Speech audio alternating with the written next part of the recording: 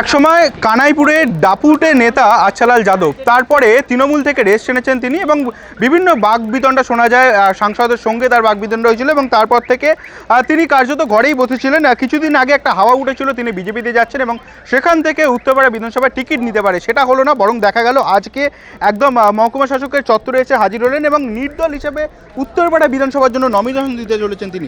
কি বলবেন, হঠাৎ এই সিদ্ধান্ত কেন? না, হঠাৎ নয়। আমি উত্তরপাড়া যারা রাজনৈতিক কর্মী আছে তাদের আস্থাটাকে, তাদের অবস্থাটাকে দেখে আমার মনে হয়েছে যে আমাকে এই প্রতিবাদটা করা উচিত। যে কোনো লোককে একটা প্রতিবাদ করতে হয়। ওখানে যারা কর্মী আছে বিভিন্ন রাজনৈতিক দলে বিভিন্ন কর্মী আছে, তাদের হয়তো মেরুদণ্ড নেই, তারা হয়তো প্রতিবাদ করতে পারছে না, আমি প্রতিবাদ করলাম। বিজেপি যেটা অভিযোগ করছে যে তৃণমূলের সুবিধা করে দেওয়ার জন্য আপনি এই সিদ্ধান্ত নিলেন। না, দেখুন, বিজেপি কী অভিযোগ করছে, তৃণমূল কী অভিযোগ করছে, সিপিএম কী অভিযোগ করছে, কংগ্রেস কী অভিযোগ করতে, আমি এটা উত্তর দেওয়ার জন্য আসিনি। আমি উত্তরপাড়া রাজনৈতিক কর্মীদের সম্মান রক্ষাতে আজকে এই প্রতিদ্বন্দ্বিতা নেমেছি। আপনার ভাই তো উত্তরপাড়ার চেয়ারম্যান, সেখানে লড়াইটা কিরকম? বিভিন্ন রকম বিষয়, উনি চেয়ারম্যান থাকতে পারে, উনি একটা রাজনৈতিক দল করেন, উনি উনার কাজ করবেন, আমি আমার কাজ করব। আপনার প্রধান প্রতিপক্ষ কে তাহলে? আমি বললাম যে উত্তরপাড়ার মানুষের প্রতিপক্ষ হচ্ছে যে বহিরাগত প্রার্থীগুলোকে এনে ওখানে ভোটটা পাইয়ে দিয়ে তাদেরকে খুঁজে পাওয়া যায় না। উত্তরপাড়ার মানুষের প্রতিপক্ষ কে আছে সেটা জিজ্ঞেস করুন। আপনি আশাবাদী? নিশ্চিতভাবে আমি আশাবাদী। উত্তরপাড়া মানুষ ঠিক করবে আর নিশ্চিতভাবে উত্তরপাড়া মানুষ জয়ী হবে। নমিনেশন দিয়ে প্রথম কাজ কি হবে? না, নমিনেশন ডোর টু ডোর গিয়ে মানুষের কাছে প্রচার করা, ভোট চাওয়া।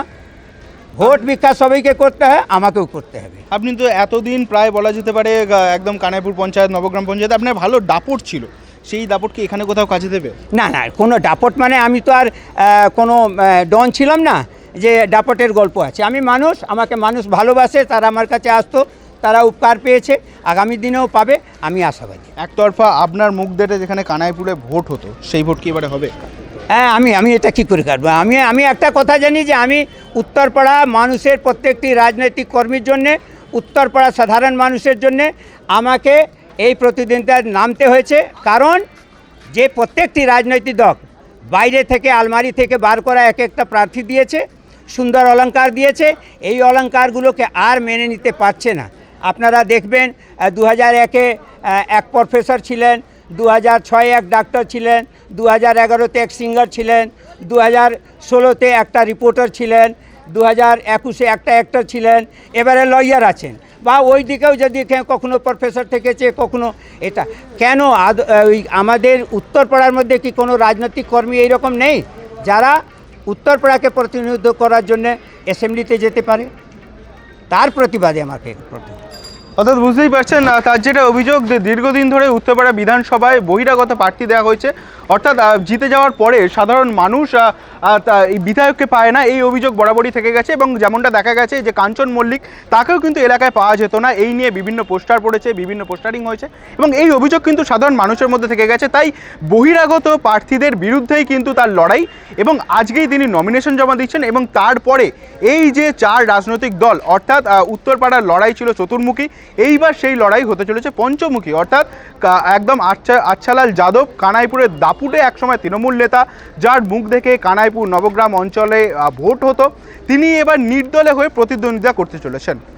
একদম নির্দল হয়ে নমিনেশন জমা দিতে এলেন, এই সিদ্ধান্ত কেন হঠাৎ? দেখো, ভারতের গণতান্ত্রিক বিষয়ের যেটা আছে আর সংবিধান যেটা পারমিট করে, তাতে যে কোনো মানুষ যে কোনোভাবে প্রতিদ্বন্দ্বিতা করতে পারে। আমার মনে হলে যে আমার প্রতিদ্বন্দ্বিতা করার দরকার আছে, তাই আমি আর কি আজকে নমিনেশন দিচ্ছি। একটা হাওয়া উঠেছিল আপনি বিজেপিতে যাবেন, সেখান থেকে দাঁড়াবেন, টিকিট পাননি বলেই কি নির্দল এমনটা? মুশকিলটা আছে যে আপনি বলতে পারেন যে তৃণমূল থেকে টিকিট পায়নি, কি বিজেপি থেকে পায়নি, কি সিপিএম থেকে পায়নি, কি কংগ্রেস থেকে, সেটা আপনার মনের ভাবনা হতে পারে।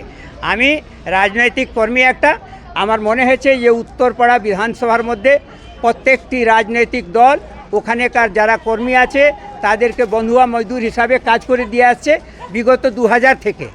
আমার তারই প্রতিবাদে আমাকে মনে হলো যে যেহেতু আমি উত্তরপাড়াতে 1969 সাল থেকে থাকি, এই রকম কোনো কাজ আমরা করিনি যে আমাদের কোনো ক্রেডেন্সিয়াল নেই যে আমরা প্রতিদ্বন্দ্বিতা করতে পারি না বা প্রার্থী হতে পারিনি, তার প্রতিবাদেই কিন্তু আমার প্রার্থী হওয়া। আপনার ভাই তো উত্তরপাড়ার চেয়ারম্যান, সেখানে লড়াইটা ঠিক কি ইকুয়েশনে হবে? ভাই দেখুন, উত্তরপাড়া চেয়ারম্যান যে কোনো ভদ্রলোক হতে পারে, আমিও বিভিন্ন জায়গা পদে ছিলাম, সেগুলো পাস্ট। যেটা চলে গেছে সেটাকে ভাবার কোনো কারণ নেই। উনি ওনার দলের কাজ করবেন, আমি আমার কাজ করব।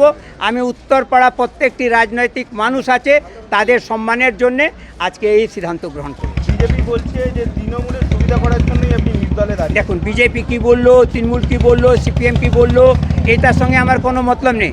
এ উত্তরপাড়া মানুষ বিচার করবে, আমি বিচার করব না, কোনো দল, রাজনৈতিক দল বিচার করবে না।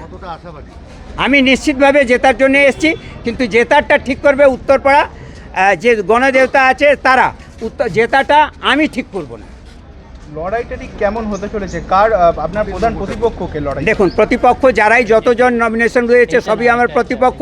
তার মধ্যে থেকে যে জিতে গেল সে হিরো, আর যে হেরে গেল সে জিরো। উত্তরপাড়া বিধানসভায় আরও এক নির্দল প্রার্থী দিলেন এবং তিনি আগে আপনাদেরই পঞ্চায়েত প্রধান ছিলেন তৃণমূলে।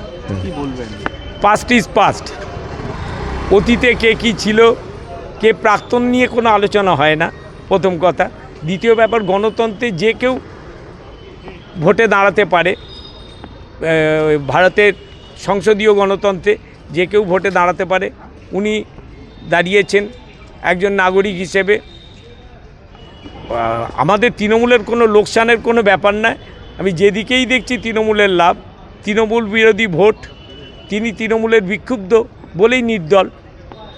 ওই জন্য আর বিক্ষুব্ধ ভোট যত ডিভিশন হবে তত তৃণমূলের জয়ের সম্ভাবনা আরও উজ্জ্বল হচ্ছে, এটাই বলতে পারি। চেয়ারম্যান উত্তরপাড়া, সেটা তার ভাই জবাব দিতে পারবে, তার পারিবারিক ব্যাপার। আমি ওনার পরিবারের সদস্য নয়। তৃণমূলেরই তো লাভ হলো।